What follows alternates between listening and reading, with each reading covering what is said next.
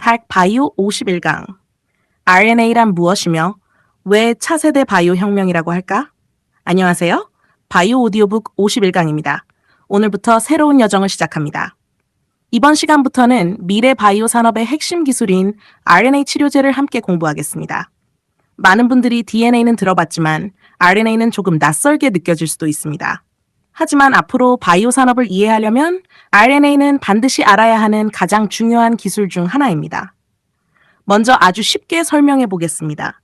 우리 몸을 하나의 거대한 공장이라고 생각해 보겠습니다. 공장에는 제품을 만드는 설계도가 필요합니다. 그 설계도가 바로 DNA입니다. 그런데 설계도만 있다고 제품이 만들어질까요? 아닙니다.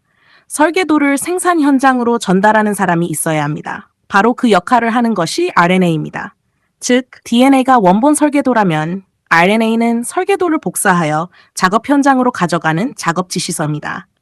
세포는 RNA가 전달한 정보를 이용하여 단백질을 만듭니다. 그리고 이 단백질이 근육을 만들고 호르몬을 만들고 면역세포를 만들며 우리 몸의 거의 모든 생명활동을 수행합니다. 만약 RNA에 문제가 생긴다면 잘못된 단백질이 만들어질 수 있습니다. 그 결과 암이나 유전질환, 희귀질환 등 다양한 질병이 발생할 수도 있습니다. 반대로 생각하면 어떨까요? RNA를 원하는 대로 조절할 수 있다면 질병도 치료할 수 있다는 의미가 됩니다. 이것이 바로 RNA 치료제가 탄생한 이유입니다. RNA 치료제가 전 세계의 주목을 받게 된 결정적인 계기는 코로나19였습니다. 코로나19 백신으로 잘 알려진 mRNA 백신이 짧은 시간 안에 개발되면서 RNA 기술의 가능성을 전 세계가 확인하게 되었습니다. 하지만 RNA 기술은 백신에서 끝나지 않습니다. 암 치료, 희귀질환 치료, 유전질환 치료, 감염병 치료, 그리고 개인 맞춤형 치료까지 RNA는 미래 바이오 산업의 중심 기술로 빠르게 발전하고 있습니다. 그래서 많은 전문가들은 RNA를 제2의 바이오 혁명이라고 부르고 있습니다. 투자자의 시각에서도 매우 중요한 변화입니다. 앞으로는 단순히 신약 하나를 개발하는 기업보다 RNA 플랫폼을 보유하고 있는 기업이 더욱 높은 평가를 받을 가능성이 있습니다. 플랫폼은 하나의 기술을 여러 질병에 반복해서 적용할 수 있기 때문입니다. 오늘 꼭 기억해야 할 한 문장이 있습니다. DNA가 설계도라면 RNA는 설계도를 실행하는 작업 지시서입니다.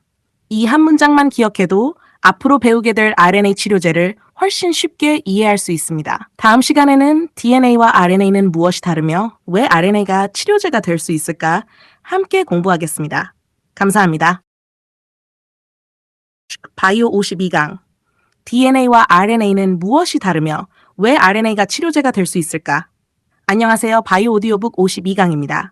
지난 시간에는 DNA와 RNA의 기본 개념을 배웠습니다. 오늘은 많은 분들이 가장 헷갈려하는 질문을 함께 풀어보겠습니다. DNA와 RNA는 무엇이 다를까요? 먼저 DNA부터 살펴보겠습니다. DNA는 우리 몸의 모든 유전 정보를 저장하고 있는 원본 설계도입니다.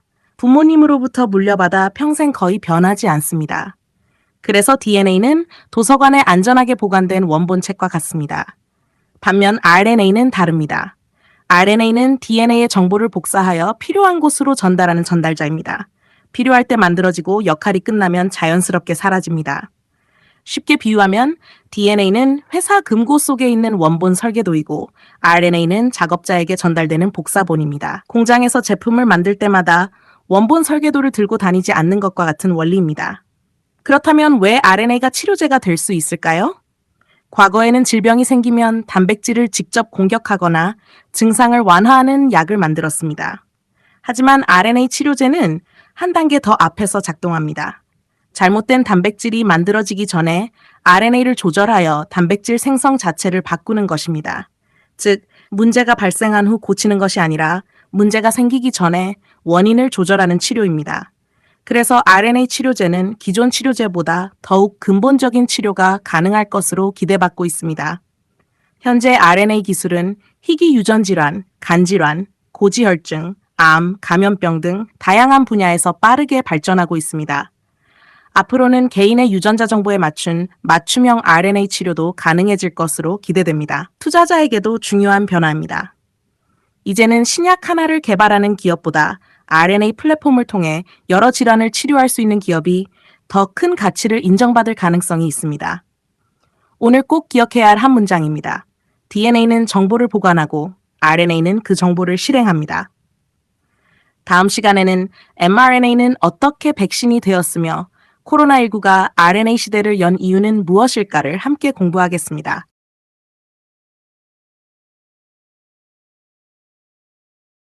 학 바이오 53강 mRNA는 어떻게 백신이 되었으며 코로나19가 RNA 시대를 연 이유는 무엇일까? 안녕하세요. 바이오 오디오북 53강입니다. 오늘은 RNA 기술이 전 세계의 주목을 받게 된 계기인 mRNA 백신에 대해 함께 알아보겠습니다. 2020년 코로나19가 전 세계로 빠르게 확산되었습니다. 수많은 사람들이 감염되었고 효과적인 백신이 시급한 상황이었습니다. 과거에는 백신을 개발하는데 수년에서 길게는 10년 이상의 시간이 걸리는 경우도 있었습니다. 하지만 mRNA 백신은 놀라운 속도로 개발되었습니다. 그 이유는 무엇일까요? 기존 백신은 바이러스의 일부를 이용하거나 약하게 만든 바이러스를 사용하여 면역 반응을 유도했습니다. 반면 mRNA 백신은 조금 다른 방법을 사용했습니다. 우리 몸에 바이러스를 넣는 것이 아니라 바이러스의 설계 정보를 담은 mRNA를 전달한 것입니다. 쉽게 비유해 보겠습니다. 빵을 만들 때 빵을 직접 주는 것이 아니라 빵 만드는 레시피를 전달하는 것과 같습니다. 우리 몸의 세포는 그 레시피를 읽고 바이러스의 일부 단백질을 잠시 만들어냅니다. 면역세포는 그 단백질을 보고 이것이 적이구나 하고 미리 학습합니다. 그리고 실제 바이러스가 침입하면 빠르게 공격할 수 있게 됩니다. 중요한 점은 mRNA는 우리 몸에 오래 남지 않습니다. 역할을 마치면 자연스럽게 분해됩니다. DNA를 바꾸는 것도 아닙니다. 단지 필요한 정보를 잠시 전달하는 역할만 수행합니다. 코로나19를 계기로 전 세계는 RNA 기술의 가능성을 확인했습니다. 그리고 이후에는 암 백신, 희귀 질환 치료, 유전 질환 치료, 개인 맞춤형 치료 등 RNA 기술의 활용 범위가 빠르게 확대되고 있습니다. 투자자도 앞으로는 mRNA 백신만 보는 것이 아니라 RNA 플랫폼이 앞으로 얼마나 다양한 질병으로 확장될 수 있는지를 함께 살펴봐야 합니다. 오늘 꼭 기억해야 할 한 문장입니다. mRNA는 약을 전달하는 것이 아니라 우리 몸이 스스로 치료에 필요한 단백질을 만들도록 정보를 전달하는 기술입니다. 다음 시간에는 RNA 치료제는 어떤 종류가 있으며 각각 어떤 역할을 할까를 함께 공부하겠습니다. 바이오 54강 RNA 치료제는 어떤 종류가 있으며 각각 어떤 역할을 할까? 안녕하세요. 바이오 오디오북 54강입니다. 지난 시간에는 mRNA 백신이 어떻게 RNA 시대를 열었는지 함께 공부했습니다. 오늘은 RNA 치료제에는 어떤 종류가 있는지 알아보겠습니다. 많은 분들이 RNA는 모두 같은 기술이라고 생각합니다. 하지만 실제로는 목적에 따라 여러 종류가 있습니다. 첫 번째는 mRNA입니다. 가장 잘 알려진 RNA입니다. mRNA는 우리 몸의 세포에게 이 단백질을 만들어라 라는 정보를 전달합니다. 코로나19 백신이 대표적인 사례입니다. 두 번째는 siRNA입니다. siRNA는 반대로 작동합니다. 필요 없는 단백질이 만들어지지 못하도록 막아줍니다. 쉽게 말하면 공장의 생산 버튼을 끄는 역할입니다. 세 번째는 miRNA입니다. miRNA는 단백질 생산량을 조절하는 조절자입니다. 너무 많이 만들어지거나 너무 적게 만들어지는 것을 균형 있게 조절합니다. 네 번째는 ASO, 즉 안티센스 올리고 뉴클레오타이드입니다. 이 기술은 특정 RNA를 정확하게 찾아 결합한 뒤 질병을 일으키는 RNA가 제대로 작동하지 못하도록 막아줍니다.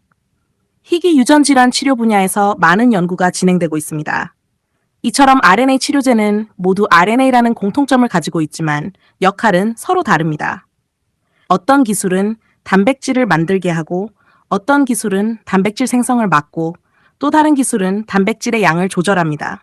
그래서 앞으로 바이오 뉴스를 볼 때 mRNA인지 siRNA인지 ASO인지 구분해서 보면 기업의 기술력을 이해하는 데 큰 도움이 됩니다. 투자자도 RNA 기업을 분석할 때 어떤 RNA 플랫폼을 가지고 있는지, 어떤 질병을 치료하려는 기술인지 함께 살펴보는 습관을 가져야 합니다. 오늘 꼭 기억해야 할 한 문장입니다. RNA 치료제는 하나의 기술이 아니라 질병에 따라 다양한 역할을 수행하는 여러 플랫폼 기술의 집합입니다. 다음 시간에는 RNA 치료제는 앞으로 어떤 질병을 치료하게 될까를 함께 공부하겠습니다. 55강 RNA 치료제는 앞으로 어떤 질병을 치료하게 될까? 안녕하세요. 바이오 오디오북 55강입니다. 지난 시간에는 RNA 치료제의 여러 종류를 함께 공부했습니다. 오늘은 RNA 치료제가 앞으로 어떤 질병을 치료하게 될지 알아보겠습니다. 많은 분들이 RNA 치료제는 코로나19 백신 정도만 생각합니다. 하지만 RNA 기술은 이제 시작에 불과합니다. 앞으로 가장 큰 변화가 예상되는 분야는 암 치료입니다.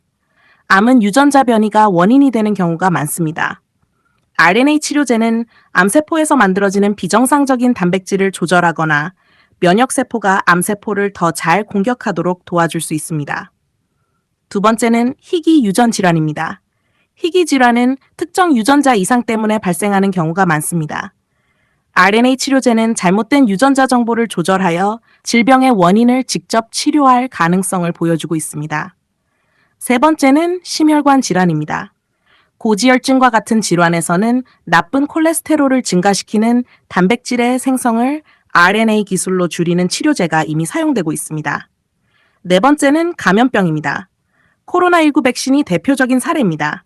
앞으로는 독감, 조류독감, 신종 바이러스 등에도 RNA 백신이 활용될 가능성이 높습니다. 다섯 번째는 맞춤형 치료입니다. 같은 암이라도 환자마다 유전자 정보는 다릅니다. 앞으로는 개인의 유전자 정보를 분석한 뒤 그 사람에게 가장 적합한 RNA 치료제를 만드는 시대가 열릴 것으로 기대됩니다. 이것이 바로 정밀 의료의 시작입니다. 투자자도 앞으로는 이 기업은 RNA 기술을 어떤 질병에 적용하고 있는가, 하나의 질환만 목표로 하는가, 아니면 플랫폼으로 확장할 수 있는가를 함께 살펴보는 것이 중요합니다. 오늘 꼭 기억해야 할 한 문장입니다. RNA 치료제는 하나의 질병을 위한 기술이 아니라 다양한 질병으로 확장될 수 있는 미래 의료의 플랫폼입니다. 다음 시간에는 글로벌 RNA 기업들은 어떤 기술을 개발하고 있으며 왜 세계가 주목하고 있을까를 함께 공부하겠습니다. 바이오 56강. 글로벌 RNA 기업들은 어떤 기술을 개발하고 있으며 왜 세계가 주목하고 있을까? 안녕하세요. 바이오 오디오북 56강입니다. 지난 시간에는 RNA 치료제가 앞으로 어떤 질병을 치료하게 될지 함께 공부했습니다. 오늘은 세계를 이끌고 있는 RNA 기업들과 왜 글로벌 빅파마들이 RNA 플랫폼에 주목하는지 알아보겠습니다. RNA 기술은 이제 특정 기업만 연구하는 분야가 아닙니다. 전 세계 수많은 제약회사들이 RNA 플랫폼 개발 경쟁을 벌이고 있습니다. 먼저 모더나입니다. 모더나는 코로나19 mRNA 백신으로 전 세계에 이름을 알렸습니다. 하지만 현재는 백신뿐 아니라 암 백신, 희귀 질환, 독감, 호흡기 질환 등으로 연구를 확대하고 있습니다. 두 번째는 바이오엔테크입니다. 화이자와 함께 코로나19 백신을 개발한 기업으로 유명합니다. 현재는 개인 맞춤형 암 백신과 면역 항암 치료 분야에 집중하고 있습니다. 세 번째는 알나일람입니다. 알나일람은 siRNA 치료제 분야의 세계적인 선두 기업입니다. 특정 단백질의 생성을 억제하는 기술을 이용하여 희귀 질환 치료제를 개발하고 있습니다. 네 번째는 아이오니스 파마스입니다. 아이오니스는 ASO 치료제 분야를 개척한 대표적인 기업입니다. 희귀 유전 질환과 신경계 질환 치료제를 꾸준히 개발하고 있습니다. 최근에는 세계적인 빅파마들도 자체 개발만 하지 않습니다. 유망한 RNA 플랫폼 기업과 기술 수출 계약을 맺거나 공동 개발을 진행하며 새로운 치료제를 만들고 있습니다. 투자자도 기업을 분석할 때 이번 신약이 성공할까 보다 이 회사는 RNA 플랫폼을 얼마나 다양한 질병에 적용할 수 있는가를 먼저 살펴보는 것이 중요합니다. 좋은 플랫폼은 한 개의 신약이 아니라 수많은 신약으로 이어질 수 있기 때문입니다. 오늘 꼭 기억해야 할 한 문장입니다. 글로벌 RNA 기업들이 경쟁하는 이유는 하나의 백신이 아니라 미래 의료를 바꿀 플랫폼을 선점하기 위해서입니다. 다음 시간에는 RNA 플랫폼은 왜 AI와 만나 더 큰 혁신을 만들고 있을까를 함께 공부하겠습니다. 57강. RNA 플랫폼은 왜 AI와 만나 더 큰 혁신을 만들고 있을까? 안녕하세요. 바이오 오디오북 57강입니다. 지난 시간에는 글로벌 RNA 기업들이 왜 세계적인 주목을 받고 있는지 함께 공부했습니다. 오늘은 RNA 기술과 인공지능, 즉 AI가 만나 어떤 혁신을 만들고 있는지 알아보겠습니다. 과거에는 신약 하나를 개발하는데 10년 이상 수조 원의 비용이 드는 경우도 많았습니다. 수많은 후보 물질을 만들고 실험을 반복해야 했기 때문입니다. 하지만 AI가 등장하면서 상황이 달라지고 있습니다. AI는 수많은 데이터를 매우 빠르게 분석합니다. 어떤 RNA 서열이 효과가 좋을지, 어떤 구조가 안전한지, 어떤 질병에 적용할 가능성이 높은지 사람보다 훨씬 빠르게 예측할 수 있습니다. 쉽게 비유하면 예전에는 넓은 바다에서 맨손으로 보물을 찾았다면 지금은 AI라는 최첨단 탐지기를 가지고 보물을 찾는 것과 같습니다. 그래서 연구기간은 단축되고 개발 비용도 줄어들 가능성이 높아지고 있습니다. AI는 RNA 치료제 설계에도 활용됩니다. 환자의 유전자 정보를 분석하고 가장 적합한 RNA를 설계하는 연구가 활발하게 진행되고 있습니다. 앞으로는 같은 암이라도 환자마다 서로 다른 RNA 치료제를 사용하는 시대가 올 수도 있습니다. 이것이 바로 정밀의료입니다.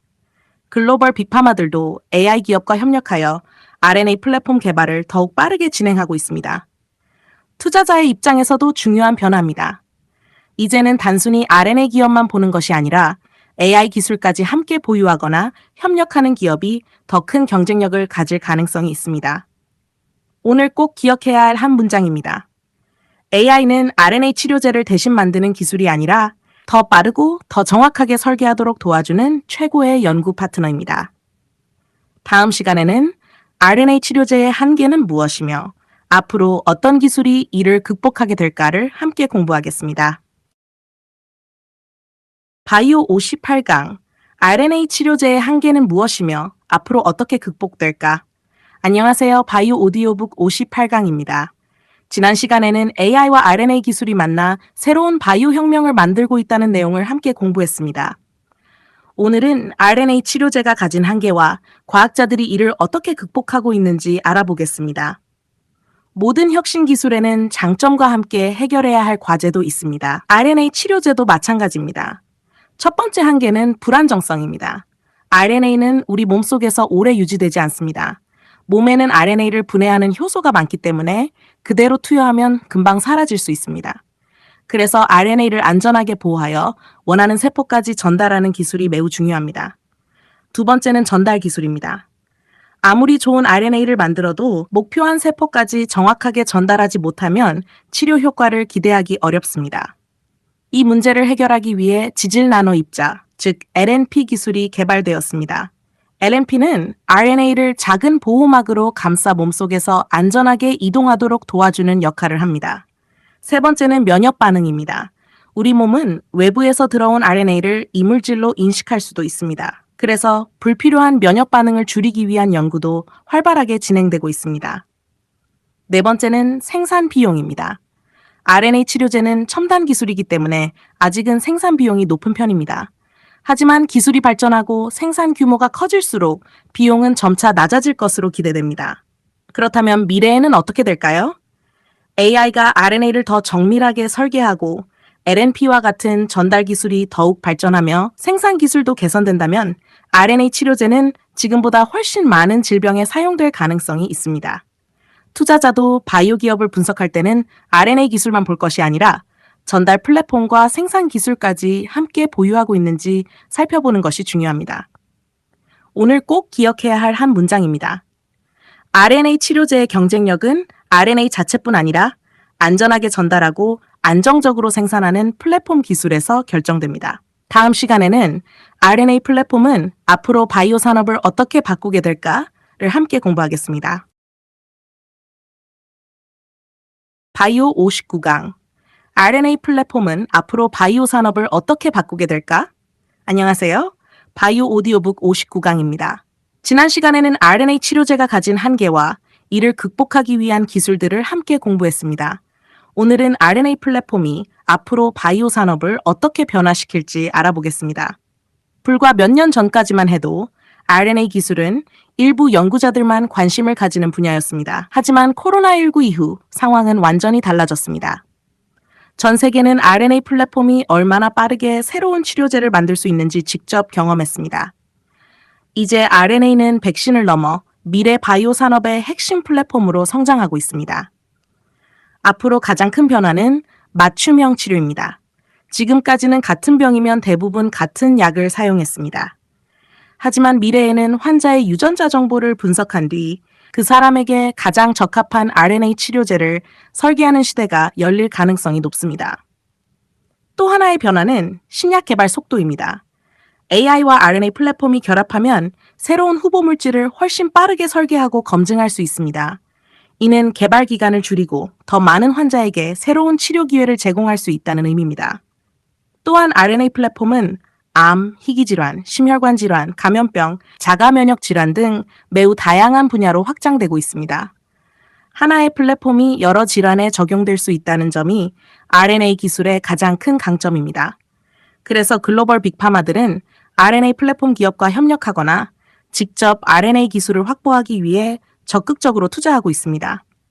투자자도 이제는 현재 어떤 치료제를 판매하고 있는가 보다 이 플랫폼이 앞으로 얼마나 많은 질병으로 확장될 수 있는가를 먼저 살펴봐야 합니다. 그것이 장기적인 기업 가치를 결정하는 중요한 요소가 될 수 있습니다. 오늘 꼭 기억해야 할 한 문장입니다. RNA 플랫폼은 하나의 치료제를 만드는 기술이 아니라 미래 의료를 바꾸는 기반 기술입니다. 다음 시간에는 RNA 치료제 총정리와 바이오 플랫폼 투자의 핵심을 함께 공부하겠습니다. 바이오 60강, RNA 치료제 총정리, 그리고 바이오 플랫폼 투자의 핵심. 안녕하세요. 바이오 오디오북 60강입니다. 오늘은 6부의 마지막 시간입니다. 지금까지 우리는 RNA 치료제와 RNA 플랫폼에 대해 함께 공부했습니다. 이제 가장 중요한 내용을 정리해 보겠습니다. 먼저 RNA는 DNA의 정보를 전달하는 분자입니다. DNA가 원본 설계도라면 RNA는 설계도를 작업 현장으로 전달하는 작업 지시서입니다.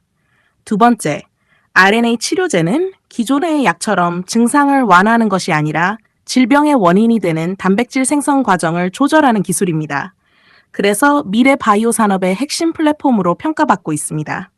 세 번째, RNA 치료제에는 여러 종류가 있습니다. mRNA는 필요한 단백질을 만들도록 정보를 전달합니다. siRNA는 특정 단백질의 생성을 억제합니다. miRNA는 단백질의 양을 조절합니다. ASO는 질병을 일으키는 RNA를 선택적으로 차단합니다. 즉, RNA는 하나의 기술이 아니라 여러 플랫폼 기술의 집합입니다. 네 번째, RNA 기술은 코로나19 백신을 통해 전 세계의 가능성을 증명했습니다. 이제는 암, 희귀질환, 유전질환, 심혈관 질환, 감염병, 맞춤형 치료까지 활용 분야가 빠르게 확대되고 있습니다. 다섯 번째, AI와 RNA 플랫폼의 결합은 신약 개발의 속도를 더욱 높이고 있습니다. 앞으로는 환자마다 가장 적합한 RNA를 설계하는 정밀 의료 시대가 더욱 빠르게 발전할 것으로 기대됩니다. 이제 지금까지 공부한 내용을 한번 돌아보겠습니다. 우리는 1부에서 바이오 산업의 기초를 공부했습니다. 2부에서는 기술 수출과 플랫폼의 개념을 배웠습니다. 3부에서는 ADC 플랫폼을 이해했습니다. 4부에서는 이중항체와 면역항암제를 공부했습니다. 5부에선 SC 제형 플랫폼을 배웠습니다. 그리고 이번 6부에서는 RNA 플랫폼을 공부했습니다. 혹시 공통점을 발견하셨습니까? 모든 핵심 기술의 중심에는 플랫폼이 있습니다. ADC도 플랫폼, 이중항체도 플랫폼, SC도 플랫폼, RNA도 플랫폼, 곧 배우게 될 CAR-T도 플랫폼입니다. 그래서 바이오 투자의 핵심은 개별 신약 하나를 외우는 것이 아닙니다. 플랫폼을 이해하는 것입니다. 플랫폼을 이해하면 왜 글로벌 빅파마가 기술 수출 계약을 체결하는지, 왜 어떤 기업은 높은 기업 가치를 인정받는지, 왜 장기적으로 성장할 가능성이 있는지를 자연스럽게 이해할 수 있습니다. 오늘 60강을 마치며 꼭 드리고 싶은 말이 있습니다. 좋은 투자자는 단기 뉴스에 흔들리지 않습니다. 세상을 바꿀 플랫폼을 찾고 그 가치를 믿으며 기다립니다. 오늘 꼭 기억해야 할 한 문장입니다. 바이오 산업의 미래는 하나의 신약이 아니라 수많은 신약을 탄생시키는 플랫폼이 만들어갑니다. 다음 7부에서는 CAR-T와 차세대 세포 치료제를 중심으로 미래 면역 항암 치료의 새로운 시대를 함께 공부하겠습니다. 감사합니다.